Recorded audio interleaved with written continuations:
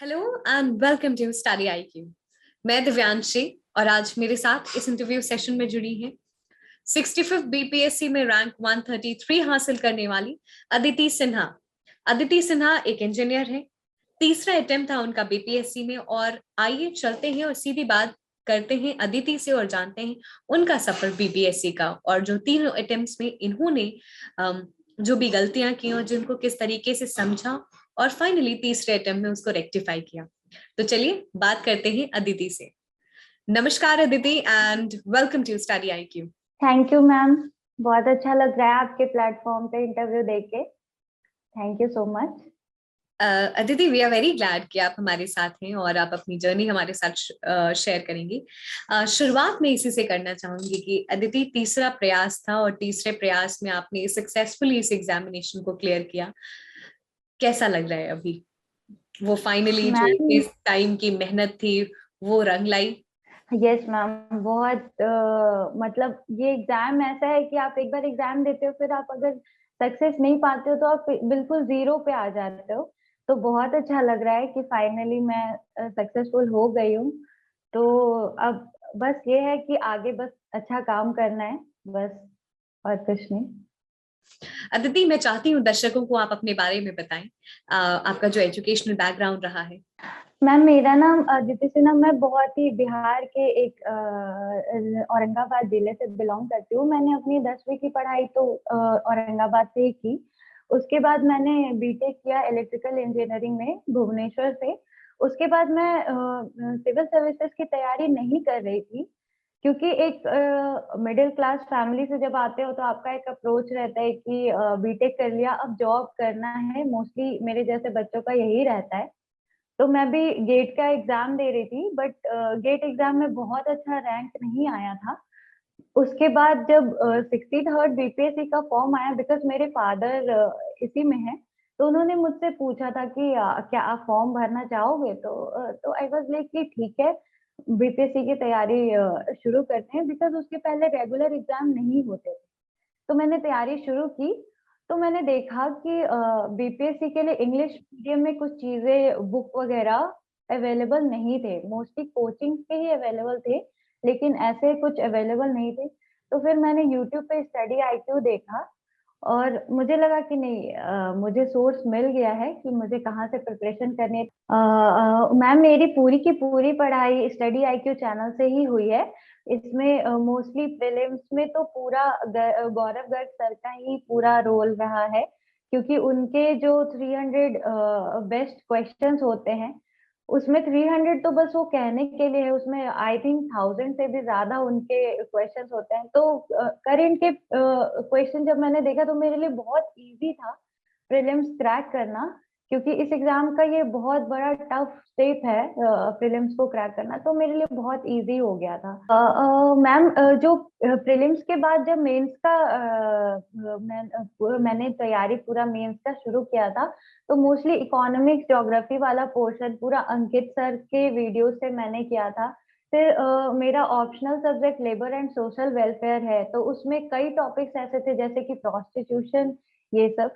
तो राहुल सायंगोमकर सर ने उसको बहुत अच्छे तरीके से पढ़ाया था, तो मेरे पास काफी डेटा अवेलेबल हो गए थे, जिसके कारण मेरे मेंस में अच्छे मार्क्स आए। स्टडी आईक्यू ही मेरा पूरा सोर्स रहा प्रीलिम्स, मेंस और इंटरव्यू में। दीदी, हमें बहुत खुशी है और पूरी टीम भी आपको शुभकामनाएं देती है इस बेहतरीन रिजल्ट के लिए। अदिति, अब मैं चाहती हूँ हम थोड़ा सा अपनी एग्जामिनेशन की जो स्ट्रैटेजी आपकी रही है उसको हमारे साथ शेयर करें। मैं शुरुआत इसी से करना चाहूंगी कि आपने 3 अटेम्प्ट्स दिए, एग्जामिनेशन को आपने अच्छे से समझा, एग्जामिनेशन में कहाँ आप ज्यादा नंबर स्कोर कर सकते हैं और कहाँ गलतियां रह जाती हैं उसको भी आपने समझा। मैं चाहती हूँ उन गलतियों को आप शेयर करें ताकि जो आने वाले एस्पिरेंट्स हैं वो पहले से भली भांति परिचित हूँ इन गलतियों से। मैम 63rd बीपीएससी की जब मैं तैयारी शुरू की थी, तो मैंने एक नॉर्मल उसका सिलेबस सारा कुछ देखा। फिर मैंने देखा कि मेरे पास सोर्सेज क्या अवेलेबल हैं। तो मेरे पास बुक तो इंग्लिश में अवेलेबल नहीं थे।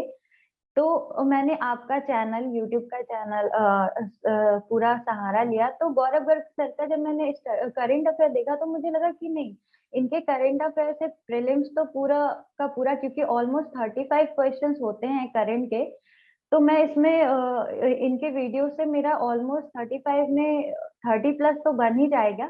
उसके बाद मैं ये सोच रही थी कि मैं नंबर कैसे चोरी करूं, जैसे कि 10 मार्क्स उसमें मैथ्स के पूरे पूरे आते हैं, तो मुझे लग रहा था कि मुझे 10 वो क्वेश्चन सही करने हैं।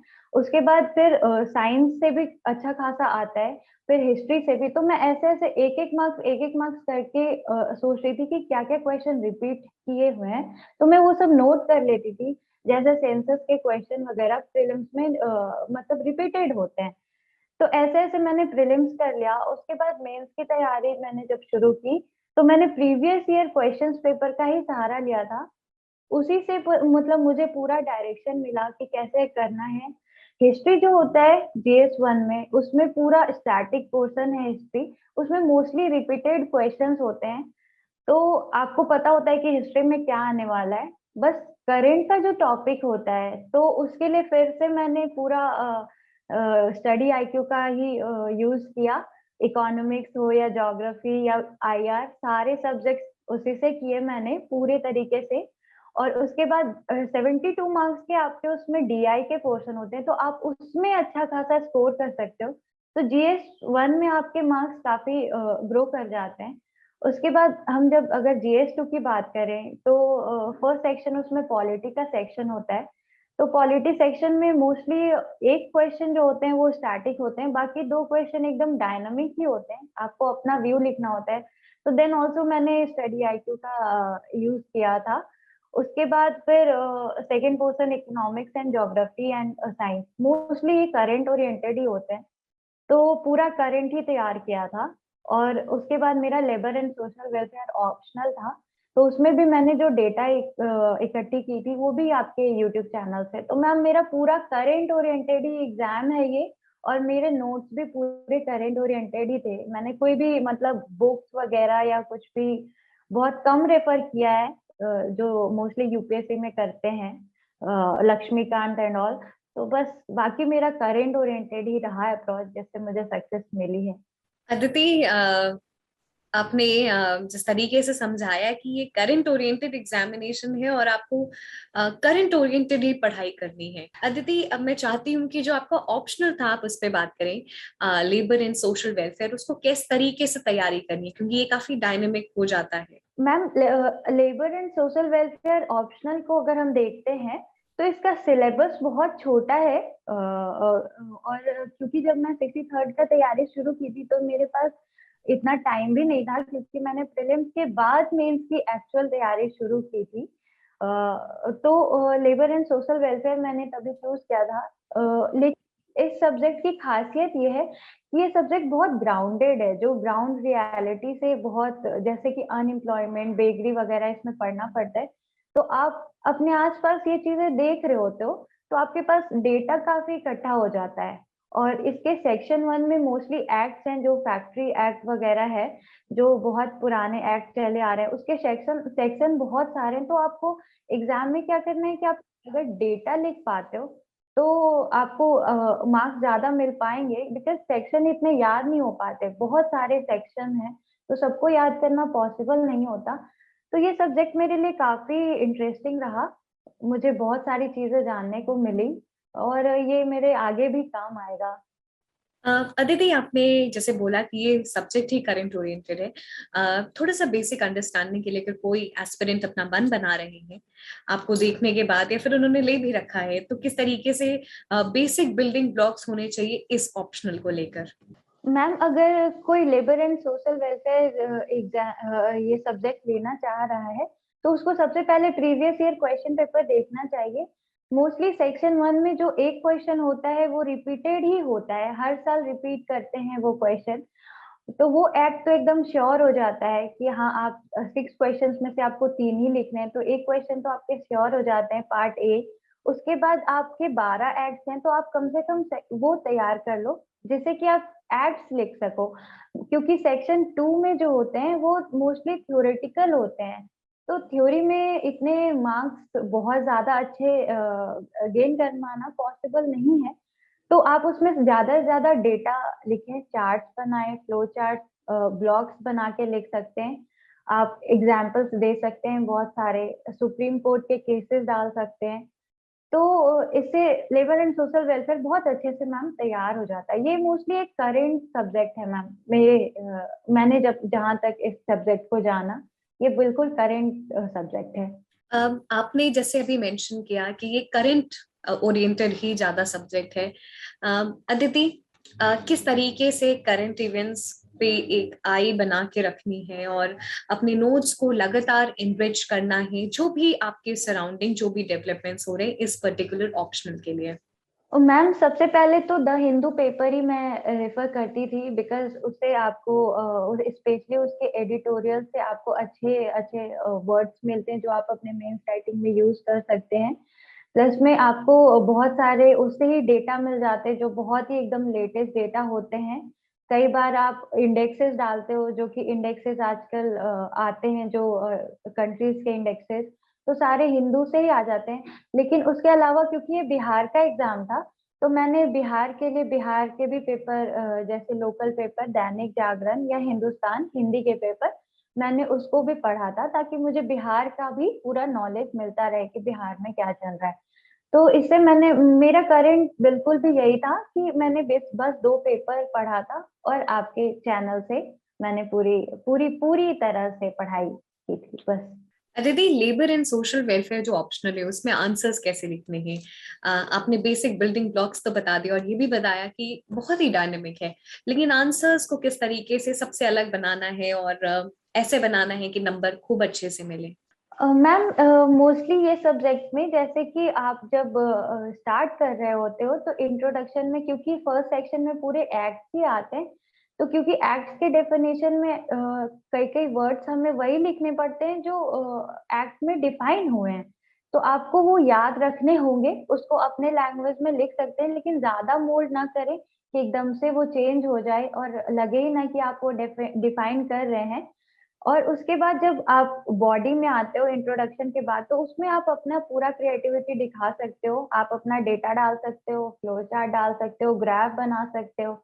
बहुत सारे अभी मोस्टली मैंने सुप्रीम कोर्ट के कुछ कुछ केसेस भी डाले थे।